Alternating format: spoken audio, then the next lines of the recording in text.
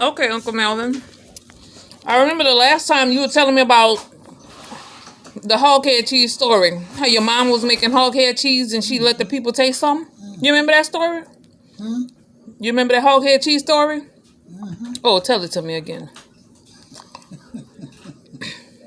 No, we had moved. You want the whole story? We had moved on these white people plating, and so when winter came, and we always killed hogs on Thanksgiving Day, okay? And so she came down to the house, and Mama had the wash pot on outside, cooking the hog's head. And so she asked Mama what was she doing. Mama said making hog head cheese, cooking a hog head. She said, "What you gonna do with it?" Mama said making hog head cheese. She said, "I ain't never heard that before." And so she went on to ask Mama many questions. And so Mama explained it to her the best that she could. And so she told her, "It sounds very interesting. When you get it fixed, send me some. I want to taste it to see how it comes out." So when Mama got it finished and all, and it aged at the time that many days that she wanted it to age, she cut it and give it to Dad and told Dad to take it up there to her. So she took it up there to her. And so he took it up there to her, and she tasted. And when she tasted, her sister was named Alice. Her name was Dorsey. And so she called her sister, "Come here, Alice, come here and taste this." And so Alice come taste it, and she said, "Dog, Dorsey, this sure do taste good." I said, "Do." And so she went back in the house and got a purse and brought it out there, opened the purse and gave Daddy $2. And told Daddy, said, "Go down there and tell your wife," I said, "send me $2 worth." And so Mama cut her a piece and sent it to her, and then sent her $2 back. And she sent the $2 back and said, "No, I want you to have it." And so Mama took the $2 and went on. And from that day on, whilst we were down the place, every time we killed, they didn't raise hogs. They didn't fool with hogs. So they started to raising hogs. And they raised hogs from that day until we left the state of Mississippi. And we had to go kill them. We done moved off the place, you understand? Now they want us to come back on the place, down in a day and kill hogs for them. So the place was a farm? Yeah, a plantation. It was a plantation. And so your parents were sharecroppers? Was it called sharecroppers? No, we never was a sharecropper. There's a difference between a share. They had three of them. Okay. A sharecropper, a renter, and a standard renter. Okay. And the way that went, a sharecropper, if you made 5 bales of cotton, 2.5 bales went to you, and 2.5 bales went to the man, what you were staying on his place. Then you had to pay your rent out of that 2.5 bales. If you made 3 bales, you got a bale and a half, and he got a bale and a half. If you made 4 bales, he got a bale, 2 bales, and you got 2. Okay. That's a sharecropper. A standard renter, he'll tell you, "I want 1,500 pounds, or 3,000 pounds, or 5,000 pounds of lint cotton." That's the cotton with no seeds in it. And then after that, I don't care how many bales or how much you make after that, he don't want no more. He done got what he wanted. That's the now rent. You get what my daddy did. He rented. Every dollar he made, the white man got 25 cents out of every dollar he made. He got 75, the white man got 25. And so that's the way that went. Okay, so they had different contracts. That's interesting. So I remember you were telling me at that time when you were down there was this concept called eye rape. What? Eye rape. You was telling me it was something called eye rape, like you couldn't look at a woman. Oh, yeah. Well, that the one. When I come along, you're a white woman. Mm-hmm. And I, you coming down the street, let me put it this way, the best I can put it. You coming down the street on the sidewalk. I have to get off the sidewalk, a 4-foot sidewalk. I couldn't pass her on the sidewalk. Mm. Now, she out there in her yard working. And you out there in the street. And you standing up, you couldn't, if you look over there at her and she turned around and looked over there and see you looking at her, all she had to do is say, that nigga looking at me. And you got 10 years in the pen for outrage. Mm. Uncle, about what year was that? Huh? About what year was that, you think? That was, well, put it this way, I don't want to give you the year, exactly the year. I'm going to put it to you this way. I was born 1935. Now I'm a child, baby. Now, I said 1948, Okay. 49, Mm-hmm. I can start to remember these things going on. Do you understand me? Yes. So now all of this here happened from that time until I left the state of Mississippi. Mm-hmm. And I left the state of Mississippi the first day of December 1953. And all that was in order at that time when I left. You couldn't look at a white woman, and if she wanted to, she could stand up and talk to you all day long, and you could look at her. But now, if she was in her yard working, you wasn't supposed to look at her. Mm. So I know that you want to get your stories told, and you want a book, right? Yeah. Why? What's the importance? Like, why you want this book written? Well, for the simple reason, so many people, as you, and never thought of this kind of stuff, or would think this wasn't true. Yeah. You understand me? Mm-hmm. And so I wouldn't write a book and put a lie in it if I know I was putting a lie. So the truth is the truth, and facts is facts. Mm-hmm. And so, okay, these two men, Dan Raymond, the time we left out of when we came to town, you didn't have restroom areas for black people, and you had to go somewhere, try to find somewhere to use the bathroom. And so these two guys were strangers there in town, and they wanted to take a leak. And so they asked somebody, well, could they go to use the bathroom? And Gallus had a big barn right here where we sitting at. This is the heart of town on both sides of the street. You go down there where y'all was, that was a big barn down there where y'all was raised down there by your grandma. Mm-hmm. You go down that far out of town, and there was a big barn down there where the man where we stayed on this place owned the barn, kept horses in there, 25 or 30 head of horses and mules. And they were standing up taking a leak, and after they got through taking a leak, the barn, the fence, you could stand up, the fence was about the boards, there's 12-inch board, and the boards are about 2 boards higher than you would be. Okay. And so, when they got through taking a leak, they climbed up on the boards. And sat down looking at the horses. Well, we were looking at the horses, and direct from where they were looking at the horses, here the horses is in here. Mm-hmm. And you was a white woman. Yeah. And here we is over here looking at the horses. But we looking in your direction. And she was out there in the yard hanging up clothes. And she turned around and saw them looking in her direction, and she called up town and told them they got some niggas down here looking at me.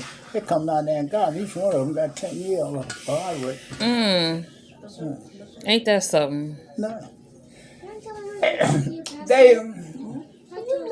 They took the advantage of you. My uncle was staying on this white boy's place, Real Lawrence and Charlie Lawrence, 2 brothers. Daddy done died and left them a commissary store. Mm-hmm. Furniture, grocery, hardware, all of that was in one building. And so Where your tablet at? Charlie Long and Rail Lawns. Okay. When they would get their month ration was $25 or $30, whatever they give them, they couldn't go nowhere else and spend their monthly ration but in that store. Mm. And so Charlie Lawrence was so low down, his brother Rail got tired of him and walked off and left him. And so he started again, then had to play the daddy's phone. They were working it together. And so he had the daddy's phone surveyed. You take your half, and I take my half. And so when he did that, then my uncle fell on Rail's part. And when he started to get them their monthly ration, he tell them when the first time he did it to them, he said, "I'm giving y'all cash money. Y'all can go back there and spend it with Charlie if you want to, or y'all can spend it anywhere you want to. But if I had anything to say about it, I'd tell you don't spend that penny with him." And that was his brother, because he was so low down. You know, he just, cause when my uncle was staying with him, just to show you when I said low down, when my uncle was staying on the place, when both of them had the place together, he went in there and asked him that he wanted $150 for Christmas. And his kind went like from that door, maybe another 10 feet further behind this wall. And when my uncle asked him for the $150, he come down there, he waits. What you want, Joe Ron? He said, "I'd like to borrow $150. He didn't answer him. He went down the counter and waited on a couple of customers to come back. $150, huh? He said, "Yes, sir." He went down the counter and waited on a couple of customers to come back. Joe Ron said, "How much money you cleared this year?" He said, $150. He went down the counter and went on. When he come back, he said, "$150, huh?" He said, "Yeah, as far as I'm concerned, that's too much money for a goddamn nigga in the first place." So, so it just, in a book for me, and the things that I have experienced and the things that I never thought that I would do. That's what I'm doing. In other words, I liked the word of being a legend. Yes. Didn't know what it meant, but it just sounded good to me, being a legend. And come to find out, a legend is somebody the first one had something or did something. And so I become a legend in my lifetime. Yes. When I was the first one had bought a car crusher. The first black bought a car crusher. That's a legend. So it's just many things in my life I would like to talk about. Yes. Okay, that's all. Absolutely. So that's what we're going to do. We're going to find an excellent storyteller to be able to help ask the right questions and tell your story. I'll be glad to sit down anytime, anywhere, and talk to you about it. And it's just so much went on, and then too. Now this wasn't in our time. This first? This was up in the Delta. This white girl had been out with her man. No, I didn't. She stayed too long with him. Now she finna get caught by her husband. And she saw 3 black men. And she called the police and told them 3 black men had raped her. Oh my God. And you can take me to the doctor and have me checked. Put this hand right here. Put this. And they got life. And hadn't put their hand on her. And they was innocent. Yeah, and they were innocent. They hadn't never seen her before. Yeah. You know, so they had the ups on you. What I'm trying to say is, let's put it this way, and maybe you can understand some of this mess. You can read and write, right? Yes. Okay. There's a man over there can't take a pencil and make 2 6s with it, okay? So you can tell him or do whatever you want to him for reading and writing, and he don't know no better. That's right. And so that, in a sense, that's what they did to us. You know better, but their voices, the country belongs to them. Mm-hmm. And so they did what they want, when they want, and like they want. And nobody, and what no law. In other words, I'll give you another one. It wasn't no law for them. Mm-hmm. Yeah. We stayed. The county phone. This is the yard here. This is our yard here where we at. And this is the yard for the county phone. Like that. And Dale would whoop the prisoner when a prisoner You know, girls do that. disobeyed the prisoner rule. Mm-hmm. He whooped them at 6 o'clock in the evening. They show you how close we were. If you be out there in the yard when he whooping them, you could hear the prisoner holler and you could hear the licks. Oh Lord, Cap, bop, you could hear the licks. Yeah. And so your grandparents and your great grandparents. Now, see, my grandparents and my great grandparents can tell you 10 times a whole lot more. My daddy, when the first World War, the first war was for the United States. For the war was the First World War. He went in it, and when he went, they wouldn't let a black man shoot a rifle. They trained me to shoot, but they wouldn't let them shoot to kill because who they was fighting was white folks. So they wouldn't let them shoot to kill the white folks. So the white folks, the American they were losing so many Americans. So now they finna let the niggers go up and fight. They going up tomorrow morning and put them on the front line for fighting, and they signed peace army today. And that's the only thing saved. Wow.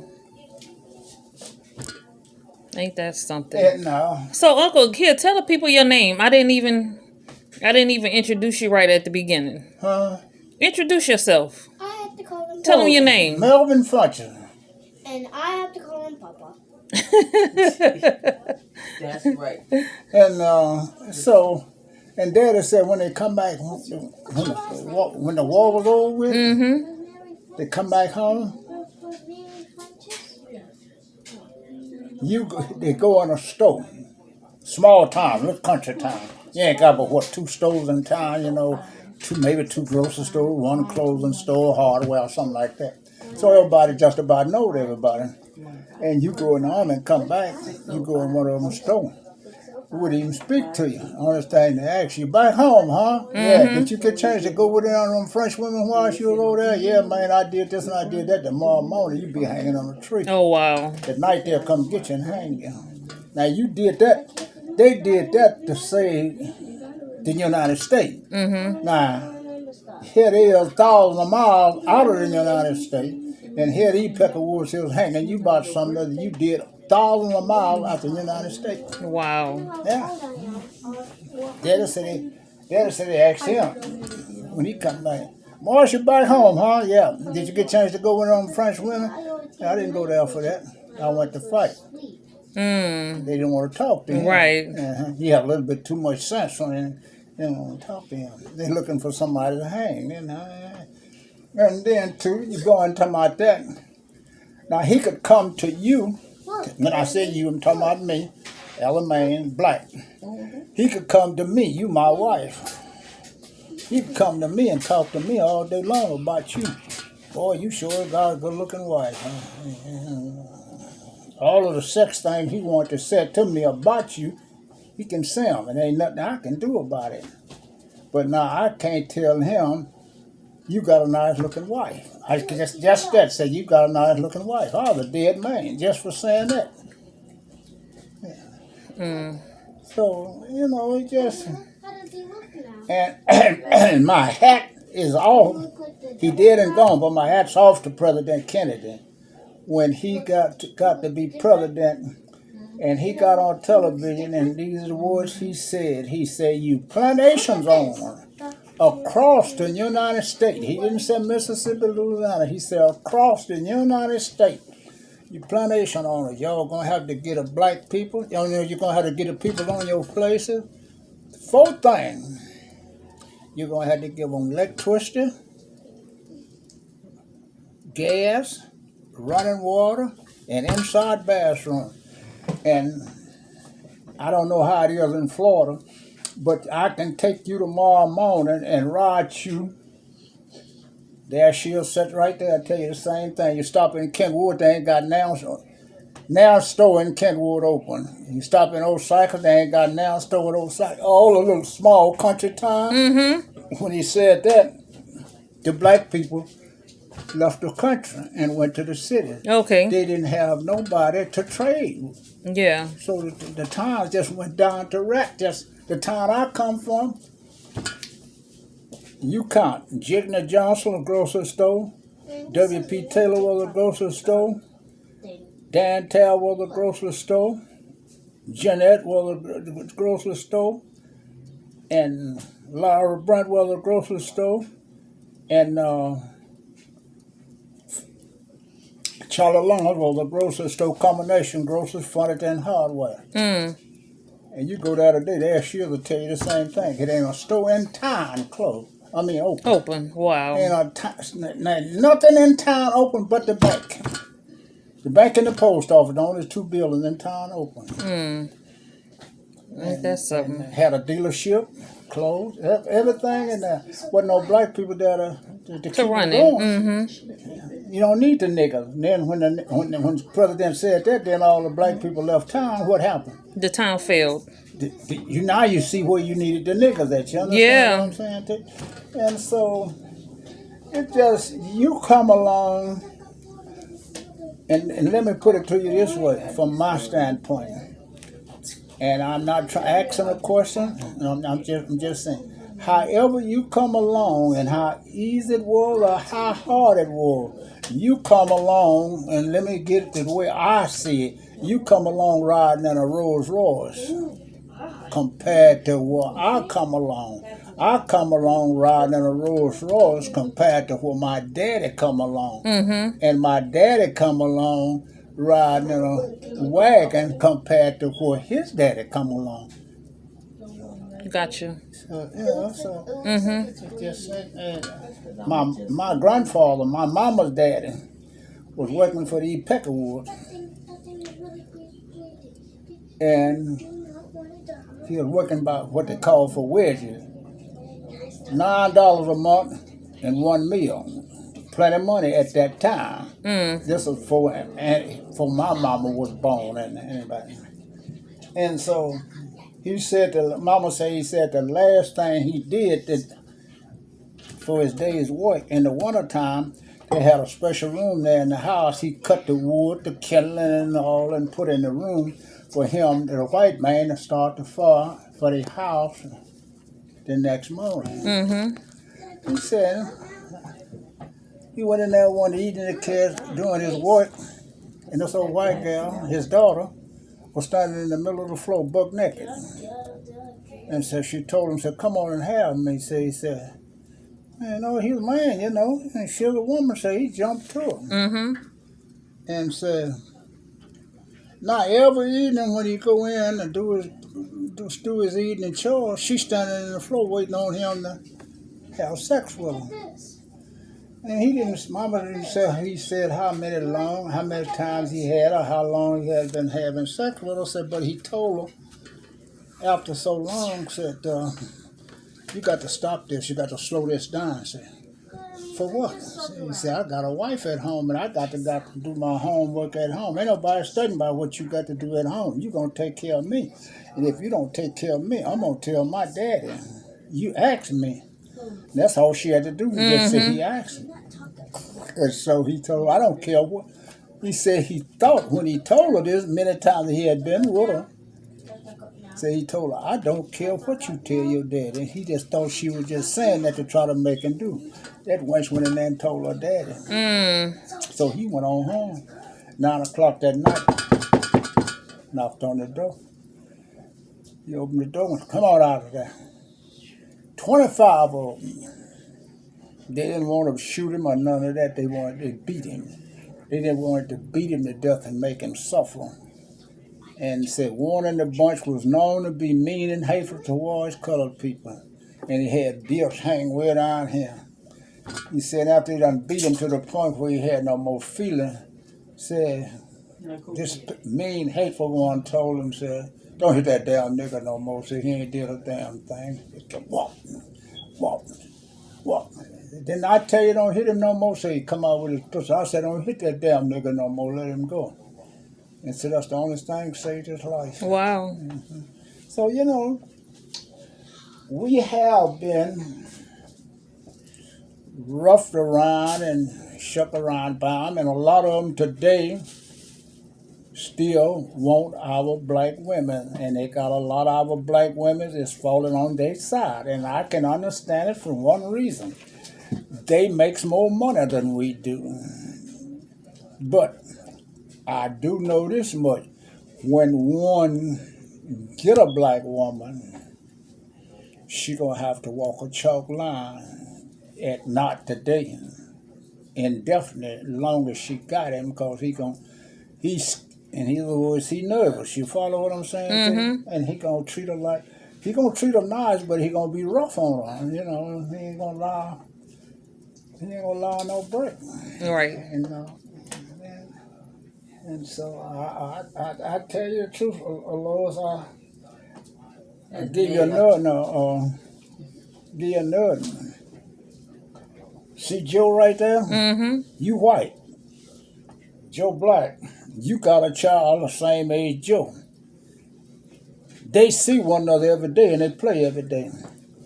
When your child get to be 18 years old, you will tell Joe's mama or daddy that your child, Joe got to start calling your child Mr. or Miss or whichever is a girl or boy. Yeah. So, you know, it just, and the black women give you another. The black women at that time were working in their house as black maids. You go there in the morning to go to work, you couldn't go through the front door. You got to go around to the back. Mm-hmm. Okay, this house got a porch go all the way across. I'm just generally speaking. And you pass down the street and Rosemary is the maid. And you know her. She can go, she's sweeping she done got through with the house, now she's sweeping the porch off. She come out the front door, sweep the porch off. You pass, she stand out there an hour and a half, 2 hours out there talking to you. When she get through talking to you, she turn around and go back in the house. Shut the door. When she knock off her work, she can't go out that front door. She got to go around to the car at the back there. Ain't that something? That's stupid. That's stupid. They did stupid stuff. They wanted you to cook for them. You mean to tell me mean and hatefully you is and you want me to cook for you? Mm-hmm. I had a cousin. Brother May, you remember seeing Dooney, right? Dooney, my first cousin.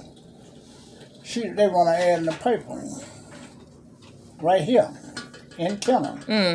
And a black maid wanted, a cook wanted in a restaurant downtown. So she answered the ad. And the ad specified she wanted to be light complexion and this and that, you know. So she answered the ad. She was there 3 days. And the owner or the manager, whoever it was, asked about going out with her. She told him she didn't play that stuff. That evening when she knocked off, he had all her money for her. Told her, I thought we needed somebody, but we don't need nobody. Oh, wow.